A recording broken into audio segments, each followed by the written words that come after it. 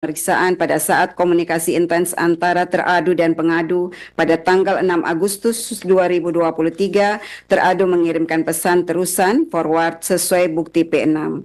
DKPP menilai tindakan teradu mengirimkan informasi maupun materi tentang pelaksanaan BIMTEK yang pembahasannya masih bersifat internal antara ketua dan anggota KPU tidak sepantasnya disampaikan kepada pengadu yang berstatus sebagai anggota PPLN, apalagi disertai adanya pesan WhatsApp keep secret for your eyes only, for your eyes only, dan not for share, menunjukkan bahwa informasi maupun materi yang dibagikan oleh teradu kepada pengadu bersifat penting dan rahasia. Terungkap pula fakta dalam sidang pemeriksaan. Dalam komunikasi intens tersebut, teradu mengajak pengadu jalan berdua di sela-sela acara BIMTEK di Den Haag, bukti P7.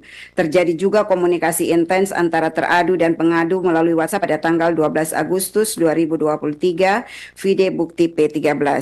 Dalam komunikasi tersebut, pengadu meminta tolong kepada teradu agar pada saat kunjungan ke Belanda membawakan barang pengadu yang ketinggalan di Jakarta. Kemudian teradu menyanggupi permintaan pengadu dan mengirimkan daftar barang titipan pengadu berupa 1 rompi PPLN, 1 potong baju, 1 potong CD, dan 2 peks cuimi.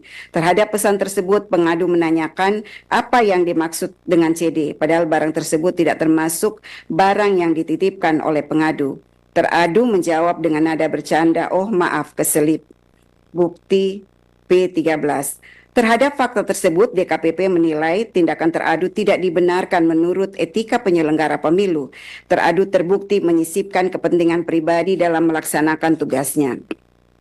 Permintaan teradu untuk jalan berdua dengan pengadu tidak patut dilakukan, mengingat status teradu yang sudah berkeluarga. Selain itu, isi chat teradu yang menuliskan CD yang diakui dalam sidang pemeriksaan adalah celana dalam, menurut DKPP tidak patut dibicarakan, mengingat status teradu sebagai atasan dari pengadu dan teradu sudah berkeluarga. Apalagi dalam pesan pengadu kepada teradu tidak ada titipan berupa CD untuk dibawa ke Belanda. Berkenaan dengan dalil aduan pengadu bahwa teradu memaksa melakukan hubungan badan 16, P20 dan P21. Berkenaan dalil aduan pengadu bahwa teradu menyusun dan menandatangani surat pernyataan tertanggal 2 Januari 2024, terungkap fakta dalam sidang pemeriksaan bahwa teradu mengakui membuat dan menandatangani surat pernyataan akuo pada tanggal 2 dan 5 Januari 2024. Bahwa surat pernyataan tersebut dilatar belakangi oleh kedatangan pengadu ke Indonesia dengan maksud menagih kepastian janji teradu untuk menikahi pengadu pasca kejadian pada tanggal 3 Oktober 2023. Bahwa pengadu datang ke Jakarta pada tanggal 9 Desember 2023 difasilitasi oleh teradu berupa tiket pesawat dan menyiapkan 1 unit apartemen dengan nomor 705 di Oakwood Suite Kuningan atas nama Wildan Sukoya untuk dipergunakan pengadu sejak tanggal 8 Desember 2023 sampai dengan 7 Januari 2024 sesuai bukti pihak terkait Ahmad Wildan Sukoya, vide bukti PT2. Akan tetapi, pengadu tidak mendapatkan jaminan kepastian dari teradu, sehingga pengadu meminta teradu untuk membuat surat pernyataan tertulis di atas materai yang pada pokoknya berisikan janji teradu kepada pengadu.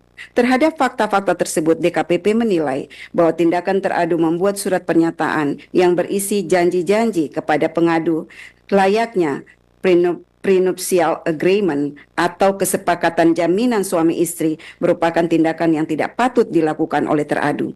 Tindakan teradu membuat surat pernyataan tersebut sangat relevan dengan peristiwa yang terjadi pada tanggal 3 Oktober 2023 di Hotel Van der Valk, Amsterdam, Belanda. Selanjutnya, berkenaan dengan dalil bahwa teradu menyalahgunakan jabatan, wewenang, dan fasilitas negara untuk kepentingan pribadi, terungkap fakta dalam sidang pemeriksaan bahwa benar teradu menggunakan kendaraan dinas milik teradu untuk kepentingan pribadi mengantar dan menjemput pengadu di luar tugas kedinasan pada saat pengadu berada di Jakarta.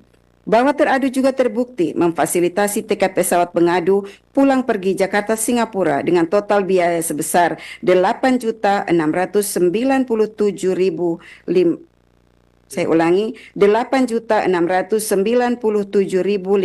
rupiah.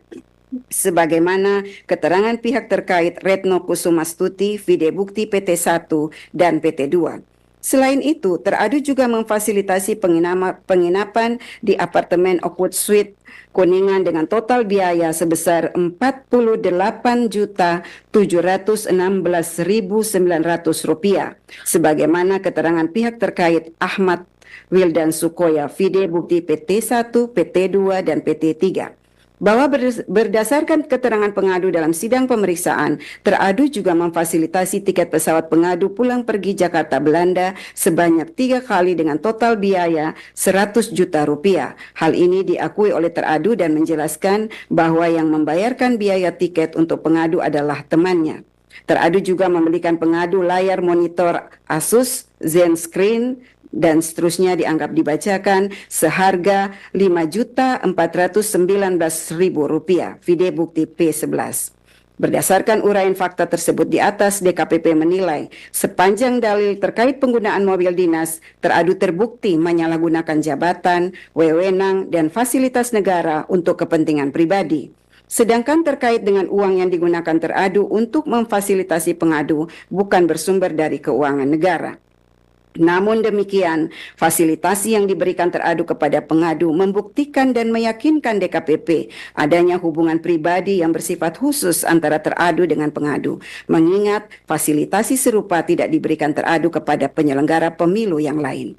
Berdasarkan seluruh uraian pertimbangan di atas, DKPP berpendapat dalil pengaduan pengadu sepanjang pada angka 4.1.2 terbukti dan jawaban teradu tidak meyakinkan DKPP. Teradu terbukti melanggar ketentuan pasal 6 ayat 1, pasal 6 ayat 2 huruf A dan C, pasal 6 ayat 3 huruf E dan F, pasal 17 ayat 1, pasal 10 huruf A, pasal 11 huruf A, pasal 12 huruf A, pasal 15 huruf A dan huruf D, pasal 16 huruf E, dan pasal 19 huruf F, Peraturan DKPP nomor 2 tahun 2017 tentang Kode Etik dan Pedoman Perilaku Penyelenggara Pemilu.